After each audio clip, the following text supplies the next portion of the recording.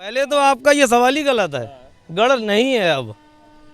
जब रहा मैं कह रहा हूँ कि रहा है ना, एक साल में एक चुनाव से चेंज नहीं होता है, लंबे समय से तो रहा ही है। नहीं, शब्दों का चयन और चश्मा चेंज होना चाहिए। आप ये पूछ सकते हैं कि यहाँ पर क्या और चीजें हैं। एक्चुअली हम सारे सवाल आप ही से पूछ करके नहीं पूछेंगे ना, मेरे सवाल अपने भी हो सकते हैं। बिल्कुल, थोड़ा बहुत हम भी पढ़ लिख करके बस हमको इतना ही कहना है। सरकार ने किया ही क्या है, सारी हर पोजीशन यहाँ की खराब है। बुलडोजर चला देंगे, ठोक देंगे। मुख्यमंत्री ऐसे एक बाबा आदमी ऐसे शब्द बोल रहा है। दंगा कराता कौन है? जिसकी सरकार होगी वो दंगा क्यों कराएगा? क्या अपनी सरकार पर कलंक लगाई होती है तब दंगा कराती है? तो इस समय विपक्ष में कौन है? इस समय विपक्ष में जो लोग हैं, इसके मतलब वो दंगा कन्नौज में तीसरे चरण में यानी 20 फरवरी को चुनाव होने वाले हैं। बहुत ही मशहूर शहर है ऐतिहासिक दृष्टि से भी, और आज के समय में अगर हम देखें तो राजनीतिक दृष्टि से भी मशहूर है। कन्नौज के इत्र पूरी दुनिया में मशहूर हैं। हालांकि इस समय इत्र की दुकान पे नहीं हूँ, मैं एक चाय की दुकान पे हूँ। कई सारे लोग भी यहाँ पर हैं, चाय पी रहे हैं। इनसे हम बात करेंगे, इनसे जानने की कोशिश करेंगे कि जो ये चुनावी माहौल है किस तरफ है, किन मुद्दों पर लोग वोट दे रहे हैं। कन्नौज की अभी मौजूदा राजनीति की बात करें तो यहाँ पर जो कन्नौज ज़िले में 3 विधानसभा सीटें हैं। एक है कन्नौज सदर, जहाँ इस समय मैं खड़ा हूँ, दूसरा है तिरवा और तीसरा है छिबरामऊ। कन्नौज सदर विधानसभा सीट सुरक्षित सीट है और इस पर समाजवादी पार्टी के अभी विधायक हैं। बाकी 2 सीटें जो हैं उन पर बीजेपी के विधायक हैं। यहाँ लोगों से जानना चाहेंगे कि अभी कन्नौज को अगर देखें तो यहाँ पर क्या राजनीतिक मुद्दे हैं, क्या वही राजनीतिक मुद्दे हैं जो पूरे प्रदेश में हैं, या फिर यहाँ के कुछ अपने लोकल मुद्दे भी हैं? नहीं सर, ऐसा है, यहाँ पे ज़्यादातर तो लोकल मुद्दे हैं ही हैं। दूसरी चीज़ ये है, यहाँ पे जो विकास है वो सदर में इस समय जो है समाजवादी पार्टी से विधायक जी हैं अनिल दोहरे जी, उनके द्वारा यहाँ काफ़ी कन्नौज में विकास हुआ है। और समाजवादी पार्टी से अखिलेश जी ने यहाँ पे बहुत सारा विकास किया। कन्नौज में जो है मेडिकल कॉलेज है, उसके बाद में पॉलिटेक्निक है, उसके बाद में आपके खेल का जो मैदान है उसका जो ज़मीन जो है अधिग्रहण वो करवाया गया था। लेकिन ये सारे ठटिया में जो है आलू की मंडी, ये जितने भी विकास कार्य किए थे अखिलेश जी की सरकार में हुए थे। उसके बाद में क्या हुआ कि जैसे ही बीजेपी की सरकार आती है तो ये सारे काम रोक दिए जाते हैं। यहाँ हमें लग रहा है कि आप एकदम पूरी तरीके से अखिलेश समर्थक हैं समाजवादी पार्टी। हम समाजवादी पार्टी से भी हैं, ऐसा नहीं है। समाजवादी पार्टी से जो है जिला प्रवक्ता मीडिया प्रभारी हूँ मैं, अधिवक्ता सभा का, एडवोकेट अरुण कुमार राठौर, ठीक है। और दूसरी चीज़ क्या है, यहाँ जनमानस की जो समस्याएं हैं वो ये समस्याएं यहाँ पे इस प्रकार की रही हैं कि जो पहली चीज़ तो बेरोजगारी। हमारे कन्नौज का जो एक इतिहास है, इत्र और इतिहास की नगरी कहा जाता है, इसमें जो आम व्यापारी है वो जो है व्यापार बिल्कुल भी शून्य हो गया है। विकास की तो बात अलग रही, लेकिन यहाँ जो मतलब भाजपा की सरकार में जो पुलिस के अधिकारी हैं वो मतलब दिन दहाड़े डकैती डाल रहे हैं। अरे पुलिस के अधिकारी डकैती डाल रहे हैं? पुलिस के अधिकारी डकैती डाल रहे हैं। अपराध होते हैं, जो अपराधी हैं उनसे पैसा लिया जाता है, जो अच्छे व्यक्ति हैं उनको जेल भेजा जाता है। मुझे सरकार ने आवास दिया और मुझे एसडीएम साहब ने आदेश किया। मेरे यहाँ पुनः कई बार मतलब पीछे समय में घटनाएं हुई। मैं आईजी, डीआईजी, डीजीपी, मुख्यमंत्री के यहाँ भागता रहता हूँ, कोई मुकदमे में कार्रवाई नहीं होती, मेरे खिलाफ फर्जी मुकदमा दर्ज कर दिया जाता। आपका नाम? ओह सॉरी, आप करते क्या है? हम खेती करते हैं सर, और ये एसडीएम साहब ने आदेश दिया। और श्रवण कुमार जी जो कुछ भी बता रहे हैं ये इस तरह की समस्याएं, और निश्चित तौर पर बहुत लोगों की ये समस्याएं ऐसी होती हैं और लोगों तक पहुंच नहीं पाती हैं। जी, पुलिस मतलब दिन दहाड़े मतलब लूट, मतलब डकैती, कत्ल, मर्डर, अफीम, चर्च, फर्जी भट्टी, सारी मतलब अच्छे लोगों पे लगा के भेज रही है, और जो मतलब गलत लोग हैं उनसे पैसा लेके छोड़ रही है। ये श्रवण जी बहुत बड़ा आरोप लगा रहे हैं, लेकिन मुझे लगता है कि अधिकारियों को इस बात पर ध्यान देना चाहिए। जो शासन सत्ता में बैठे लोग हैं, ये एप्लीकेशन इन्होंने दिया है, लगातार ये मुझे दिखा रहे हैं कि ये एसडीएम का आदेश है और ठीक है, आप इसको पकड़िए। और ये जैसा मैंने कहा कि ये एक व्यक्ति की समस्या नहीं है, ऐसी बहुत से लोगों की समस्या यहाँ पर है। बसपा का प्रत्याशी भी जो है एक जो खामोश वोट है, शांत वोट है, जो बहन मायावती जी का रहता है, वो वोट भी अपनी निर्णायक भूमिका में है, लेकिन लोग उसको जो है महसूस नहीं कर रहे हैं। उनको लगता है कि नहीं, असीम को कुमार जो हैं वो जीते जा रहे हैं। ऐसा नहीं है, क्योंकि आप कुछ बताएंगे क्या? आप यहीं के रहने वाले हैं? यस। क्या है यहाँ पर जो इश्यूज क्या है? कन्नौज के कुछ अपने खास इश्यूज हैं या फिर सब? इश्यूज तो बहुत हैं, इशू की कोई कमी नहीं है। सरकार ने किया ही क्या है, सारी हर पोजीशन यहाँ की ख़राब है। सड़कें हैं तो सब गड्ढे हैं, 5 साल में कोई काम कहीं नहीं दिखाई दे रहा है। एक भय का माहौल है। किस बात का भय? किस बात का? मतलब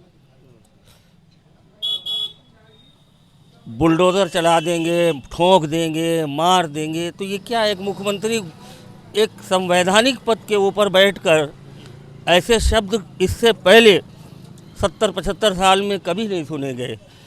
एक मुख्यमंत्री ऐसे, एक बाबा आदमी ऐसे शब्द बोल रहा है, ठोक देंगे, ठोक दो, ईंट का जवाब पत्थर से दो, जो लाठी से न माने उसे गोली ठोक दो। तो ये मुख्यमंत्री के शब्द हैं, संवैधानिक पद है, आपको सोच समझ के बोलना चाहिए। तो मतलब हाँ, आप सही कह रहे हैं। मैं इसमें एक बात पूछना चाहता हूँ कि क्या इस शब्दावली से आम जनता को एतराज़ है? बिल्कुल एतराज़ है। एक मुख्यमंत्री का कि ये शब्द होना ही नहीं चाहिए। उनको ऐसी भाषा बोलना चाहिए जिसके, ठीक है अपनी बात तो कहें, लेकिन एक ऐसी बात जिससे कि एक भय का माहौल पैदा हो। बुलडोजर चला दो, ठोक दो, मार वो दो, एक चीज़, एक बात ये भी है कि वो लगातार इस तरह की भाषा बोलते हैं। इसका मतलब एक वर्ग होगा, कुछ लोग होंगे जो इसको पसंद करते हैं। नहीं, ऐसा नहीं, हर वर्ग का आदमी जो है इसको पसंद नहीं करता है। आप बताइए, कोई आदमी गाली बक रहा हो, किसी पार्टी का आदमी हो, कोई कहेगा कि ये सही कह रहा है, वो गलत शब्द बोल रहा है। मतलब नैतिकता को नहीं जाने देना चाहिए। संवैधानिक पद पर बैठ के ऐसे शब्दों को नहीं बोलना चाहिए। तो मेरा कहना ये है कि अब बदलाव होना चाहिए। हाँ, बिल्कुल बदलाव होना चाहिए। बदलाव क्या मतलब? एक तो आपने ये जताई कि हाँ, बेरोजगारी इतनी ज़्यादा है कि हर आदमी इतना परेशान है जिसकी कोई सीमा नहीं है, इतना परेशान है। ना कहीं कोई नौकरी है, ना रोज़गार के साधन हैं, कुछ भी सरकार ने किया ही नहीं। सिर्फ बातें की, बस जुमलेबाजी की 5 साल। आज बहुत नाराज लग रहे हैं आप, इसका मतलब सरकार 2014 से आज तक जुमलेबाजी हो रही है, ज़मीन पर नहीं कुछ दिखता।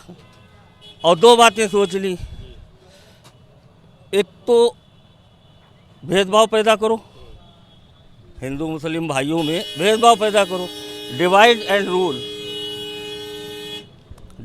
रूल, अंग्रेज़ों वाली पॉलिसी। दूसरे, जनता को बेवकूफ़ बनाओ, राष्ट्रवाद दिखाओ। क्या राष्ट्र इससे पहले सन 47 से अभी तक सुरक्षित नहीं था? 2014 तक राष्ट्र ने इतने बड़े काम किए कि तो कह तो रहे हैं कि नहीं हुआ, इस तरह से कोई काम नहीं। पाकिस्तान के 2 टुकड़े कर दिए हैं और हर चीज़ का भारत ने मुंह तोड़ जवाब दिया। तो क्या राष्ट्रवाद आप सिखा रहे हैं? आप ही को राष्ट्रवाद आता है? ये आप जनता को बेवकूफ़ बना रहे हैं राष्ट्रवाद के नाम तो पर। जनता बन क्यों रही है? लगातार बन तो रही है बेवकूफ़। अगर आपको लगता है कि इससे जनता बन, अब यहाँ पर 70-75% आदमी जो है ज़्यादा पढ़ा लिखा ही नहीं है, कोई तो बिल्कुल पढ़ा लिखा नहीं है। अब उन लोगों को नहीं तो पढ़े लिखे भी तो वोट देते हैं, वो बहुत देते हैं, पढ़े लिखे भी देते हैं। अब 15 अच्छे दिन आने वाले हैं, अच्छे दिन आने वाले। क्या अच्छे दिन आए? ये कुछ युवाओं से पूछते हैं कि इनके लिए कुछ अच्छे दिन आए कि नहीं आए। आप बताइए, ये क्या नाम है आपका? भैया राजन मौर्य। राजन मौर्य, हाँ। आपको लग रहा है ये अंकल जी कह रहे हैं कि बिल्कुल आइए इधर कि सारे बुरे दिन अभी चल रहे हैं, अच्छे दिन कहा गया लेकिन बुरे दिन है। आपको लगता है कि बुरे? नहीं, सही है, दिन सही है। अच्छे, मतलब जो बेरोजगारी, महंगाई, ये कोई मुद्दा नहीं? वो तो समय किताब से घटता बढ़ता रहेगा भैया। आपको नहीं लग रहा है? आप भी युवा है, क्या करते क्या है आप? हम पढ़ाई करते दादाजी। हमने MSc AG किया है। MSc AG किया है, नौकरी कर रहे हैं, जॉब कर रहे हैं? नहीं, जॉब कर रहे हैं अभी यहाँ पे। अभी जॉब कर रहे हैं, हाँ। अच्छा, आप जॉब कर रहे हैं, अच्छी बात है, लेकिन महंगा ये बेरोजगारी को लेकर के बहुत बड़ी संख्या में यूथ जो है नाराज़ है। आप उनमें से नहीं? अरे बिल्कुल नहीं है, आप नहीं, आपको सरकार का सब अच्छा है? सब सही है। अब ये देखिए अंकल जी, आपके सामने युवा है। देखिए, कोई खाना पेट भर खा रहा है और किसी के घर एक रोटी नहीं है, तो उसे तो अच्छा लगेगा जो खा रहा है। जो भूखा है वो जानता है, जो परेशान है वो जानता है रोज़गार की हालत क्या हो गई, कारोबार की हालत क्या हो गई है, नौकरियों की हालत, कोई नौकरी नहीं, सिर्फ वादे वादे वादे, केवल वादे। व्यक्तिगत नाराजगी किसी की भी हो सकती है। नहीं, उनकी व्यक्तिगत नहीं थी, वो तो बहुत एक सार्वजनिक स्तर पे बात है। सार्वजनिक स्तर पे देखिए, महंगाई हर सरकार में रही है, पहले भी महंगाई रही है और इस सरकार में महंगाई, लेकिन कुछ अच्छे काम भी हुए हैं इस सरकार में। उनको भी हम लोगों को याद, गुंडागर्दी एकदम लगभग ख़त्म हो गई है। जो पहले सरकारों में गुंडागर्दी होती थी, वो गुंडागर्दी अब इस सरकार में नहीं है। तो इन चीज़ों को भी देखना चाहिए आदमी को। विकास हो रहा है। आपका कहना है कि सरकार ने आम लोगों को, आम युवकों को ही नहीं बल्कि गुंडों को भी बेरोजगार कर दिया? बिल्कुल बिल्कुल, गुंडे भी बेरोजगार हो गए हैं। और कोई गुंडा आप देखेंगे, ये कन्नौज में आप हैं, कन्नौज में पहले बहुत गुंडागर्दी होती थी, लेकिन आज की तारीख में पूरे प्रदेश में आप देखिए, कोई भी कहीं भी आप ये घटना नहीं सुनेंगे कि इस तरीके की खुलेआम जो गुंडागर्दी पिछले सरकारों में हुई है, वो कहीं गुंडागर्दी नहीं। लॉ एंड ऑर्डर की तो पूरे प्रदेश से समस्याएं पूरे 5 साल के दौरान रही हैं, ऐसा तो नहीं रहा। बड़ी बड़ी घटनाएं हुई, सामूहिक मर्डर हुए हैं। सामूहिक मर्डर देखिए, सरकार पूरे उत्तर प्रदेश में पिछली भी सरकारों रही, आप उनका तुलनात्मक देखिए कि पिछली सरकारों में 500-700 दंगे होते थे। इस सरकार में आप बताइए कितनी जगह दंगे हुए? ये सरकार किसी चीज़ को दंगा मान ही नहीं रही है। सरकार की परिभाषा में तो दंगा अलग था। नहीं, इस सरकार हाँ, इस सरकार में ऑन रिकॉर्ड कोई भी दंगा नहीं हुआ है। आप बताइए कहीं अगर दंगा हुआ है? आप तो सर्वे कर रहे हैं सब जगह का। सहारनपुर का दंगा क्या था, पटेल साहब को नहीं मालूम। सहारनपुर का दंगा क्या था, उन्नाव में जो बेटी जली, वो क्या था? वो दंगा नहीं था। दंगे की बात दंगे से मतलब उनका मुझे लग रहा है कि सांप्रदायिक दंगा है। सांप्रदायिक दंगा भी नहीं, सांप्रदायिक दंगा नहीं। और ये क्या है, यहाँ पूरे उत्तर प्रदेश में ये जो हिंदू मुसलमान के नाम से लड़ते हैं, लेकिन जब बात हिंदुओं में दलितों की आती है तो कह देते हैं हरिजन।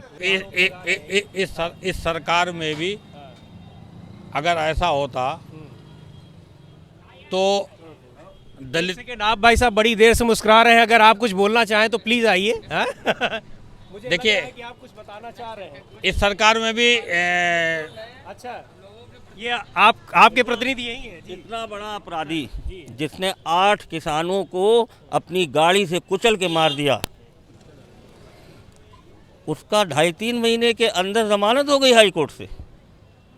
सोचने की बात है। तो कोर्ट से हुई है, उसमें सरकार क्या कर रही है? लाखों लोग जो है यूपी के अंदर, हजारों लोग, लाखों लोग जेलों में पड़े हुए हैं उससे छोटे अपराधों में, और 2.5-3 महीने के अंदर जो है। लेकिन ये जो कह रहे हैं कि अपराध कम हुए हैं, दंगे नहीं हुए हैं, आप इससे इत्तेफाक नहीं रखते हैं? दंगा कराता कौन है? अब ये तो एक बड़ा सवाल है, बड़ा आरोप है। कौन कराता है? ये क्या सरकार कराती है क्या? जिसकी सरकार होगी वो दंगा क्यों कराएगा? क्या अपनी सरकार पर कलंक लगाएगा? नहीं, ये तो बड़ा अजीबोगरीब आरोप है कि विपक्षी इसका मतलब दंगा कराते हैं। जब विपक्ष में होती है तब दंगा कराती है। तो इस समय विपक्ष में कौन है? इस समय विपक्ष में जो लोग हैं, इसके मतलब वो दंगा करा रहे हैं। तो उसमें दंगा तो नहीं करा। विपक्ष में विपक्ष वाले दंगा करा रहे हैं। इस समय बीजेपी शासन में है और बाकी पार्टियां विपक्ष में हैं। तो विपक्ष वाले दंगा करा रहे हैं क्या? इससे वो तो यही कह रहे हैं कि जब विपक्ष में भाजपा थी तब दंगा करा रही थी। नहीं, अब जो विपक्षी पार्टी है वो दंगा नहीं करा रही है, अगर उनकी बात हम कहें। नहीं। क्या आप कुछ कहना चाहते हैं? मतलब ये कि अगर चोर से कहेंगे कि चोरी का सामान रखा हो तो वो चोरी तो नहीं करेगा ना, सामान की रखवाली करेगा। वही हाल है विपक्ष में। इस टाइम समाजवादी पार्टी है तो वो दंगा नहीं करा रही है जी। विपक्ष में समाजवादी पार्टी और दंगा नहीं कराती है, विपक्ष में भाजपा रहती है तो दंगा कराती है। बिल्कुल निश्चित। बसपा रहती है, कांग्रेस रहती है, दंगा कराती बसपा का कहीं पे अभी नाम ही नहीं है। जो नाम इस टाइम प्रेजेंट टाइम है वो सिर्फ समाजवादी पार्टी और भाजपा का है। चुनाव जो उत्तर प्रदेश में हो रहा है सिर्फ 2 ही लोग। यहाँ इनका ये कहना है कि केवल समाजवादी पार्टी और भारतीय जनता पार्टी की बात हो रही है, उन्हीं दोनों के बीच में मुकाबला है।